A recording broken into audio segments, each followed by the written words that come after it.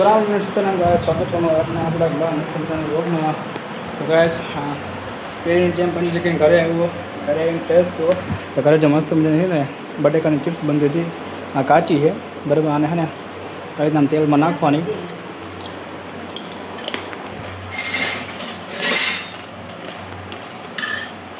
જો કાચી ખાવાની મજા આવે એવું નહીં, પણ હે તળીને વધારે ખાવાની મજા આવે. તળવાનું કામકાજ છે ને અમારા મેડમે લીધું હોય બરાબર. જો આ તેલ છે ને ગરમ કરવા મૂકી દીધું અને કાચી વેપાર છે અને તળવા છે પછી ખાઈ મસ્ત મજાનું કહેવાય ને. હવે ને વેપાર કાચી જે હતી આપણી એ તળાવે છે મસ્ત મજાનો, કલર ચેન્જ થઈ ગયો જો આવી રીતના આવે છે. ઘણા છે સાબુદાણાના પાપડ થોડા 2-3 સાઈડમાં અત્યારે તળવા માટે જો આ તળાય છે આવી રીતના છે. અમારા કહેવાય ને રસોઈયા બનાવવાના.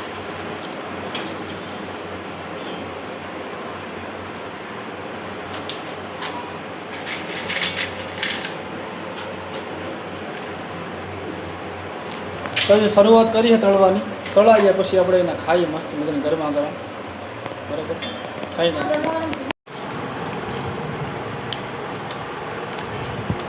જો ફાઇનલી ગાય છે ને પાપડે જે ચિપ્સ હતી બટેકાની તળાઈ ગઈ છે બરાબર. તો થોડી કલાને ખાઈ લઈએ મસ્ત મજાની. જો આ ખાનારા અને આપણે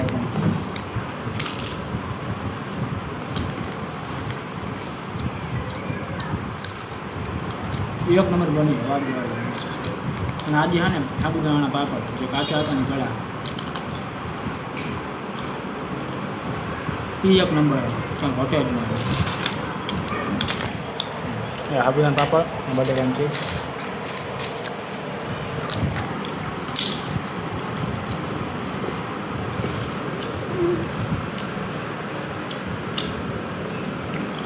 જો કે 7:30 થઈ ગયા. જે બધું કરવાનો ટાઈમે થઈ ગયો તો આ તો જો ખાઈ લેવું ને તો પછી હમણાં ભૂખ નહીં લાગે. થોડુંક ખાઈ હા બસ એવું જાય. જે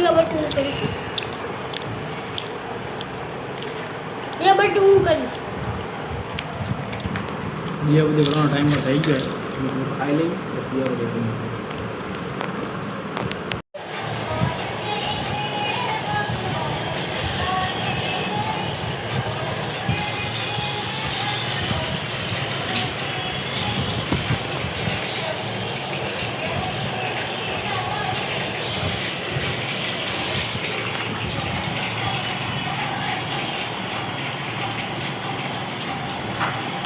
અને ફાઇનલ ગાઈસ જમવાનું થઈ ગયું હતું રેડ. એટલે આમ બધા બેસી ગયા જમવા. અને જમવામાં તો મસ્ત મજાનું હતું. આ તો વઘારેલા ભાત, થેપલા અને મસ્ત મજાની કહેવાય ને કેસર કેરી.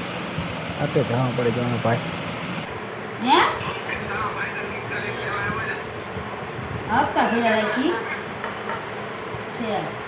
તો ફાઇનલ ગાઈસ જમવાનું થઈ ગયું કમ્પ્લીટ અમારે. અને ધાબા પર અત્યારે આવ્યો હતો, પણ ધાબા પર અત્યારે આવ્યો ને તો એક શોકિંગ વસ્તુ જોવા મળી મને. શું ખબર છે કે વાદળમાં છે ને વાદળ એવું આમ અવાજ કરે છે ને કે વાત જેવો. ને વાદળમાં એટલી બધી આમ વીજળી થાય છે ને કે આમ ઘડીક આમ જોઈને તો આમ પરસો વળી જાય.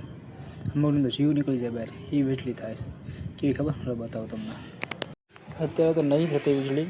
હમણાં લગભગ છે ને અડધી કલાક લગભગ 1:45 વીજળી થતી હતી ગજબની વાત જેવું. તેમ અંધારું એટલું બધું હતું તો વીજળી થાય ને જાણે લાગે કેમ દિવસ જેવો હોય, દિવસ હોય એવી રીતના વીજળી પડતી, એવી રીતના વીજળી થતી હતી.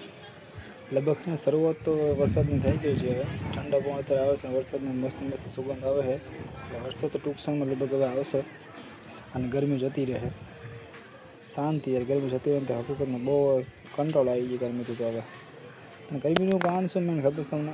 એક તો આ ઝાડવા ખબર છે કે મેન એના કારણે, બીજું કંઈ નહીં. ગરમી એમને નથી થતી કારણ કે લોકોને ઝાડવા કાપવા માટે ટાઈમ છે પણ ઝાડવા વાવવા માટે ટાઈમ નહીં. કારણ કે ધીમે ધીમે કળિયુગ થતો હોય છે, માણસના મગજમાં છે ને આમ કચરો ભરાતો છે, બીજું કાંઈ નહીં. એટલે વરસાદ આવશે ટૂંક સમયમાં અને ગરમી જાહે, મજા આવી જવાની છે.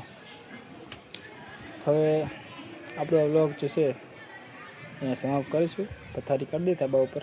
ધાબા ઉપર નહીં કે આ તો નીચે કરવાનું છે કારણ કે વરસાદનું કાંઈ નક્કી નહીં, ગમે ત્યારે આવે બરાબર છે. એટલે પથારી કરી નીચે હોઈ જાય બરાબર. અને કાલે પાછું જવાનું છે બહારગામ. ક્યાં જવાનું છે એ તમને કાલના વ્લોગમાં તમને ખબર પડશે. તો આપણો આ જે વ્લોગ છે અહીંયા પૂરો કરવી. કાલે મળે નવા વ્લોગમાં. તો રામ સીતારામ છે માતાજી.